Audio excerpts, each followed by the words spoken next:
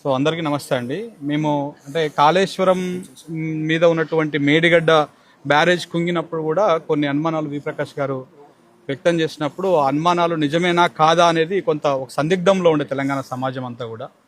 ఇవాళ మొన్న ఒక వారం రోజుల క్రితం సారు అన్నారు ఈ ఈ ఈ చెక్ డ్యామ్ గురించి, ఇది కుంగిందా, కూలిందా, పేలిందా, కూలిపోయిందా అనేటువంటి అనుమానాలు ఉంటుండే.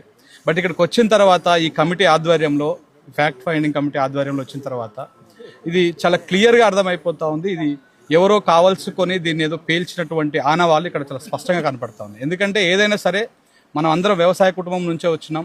ఏదైనా మన బావి దగ్గర దరి ఒరిగితే లోపలికి అమాతం పడిపోతుంది. ఏదైనా మన ఊర్లలో చెరువులలో అదేదైనా గండి పడితే ఒక ఒక కయ్య కొట్టినట్టు కొట్టుకుంటూ పోతుంది. కానీ ఇక్కడ మనం చూస్తే అక్కడ చాలా చోట్ల క్రాక్లు వచ్చినాయి, రివర్స్లో వచ్చి పడ్డాయి. ఆ క్రాక్స్ ఏవైతే ఉన్నాయో అవన్నీ సిమెంట్ కాంక్రీట్ సంబంధించినటువంటివన్నీ కూడా రివర్స్లో వచ్చి పడ్డాయి. ఇది పేలితే తప్ప కూలితే ఇలాంటివి రావు. సో కాబట్టి ఇది పేలినట్టుగానే అనుమానాలు కలుగుతూ ఉన్నాయి. సో ప్రభుత్వం కూడా దీన్ని విచారణ చేసి పూర్తి స్థాయిలో ఇది ఓన్లీ ఒక చెక్ డ్యామ్ కిందనో జస్ట్ ఏదో 3 కోట్ల నష్టం కింద చూడకుండా ఇది రాష్ట్ర ప్రజల రైతాంగ సంపద కింద చూసి దీన్ని కొంత చేస్తే మున్ముందు ఇలాంటివి జరగకుండా ఉండేటువంటి అవకాశం.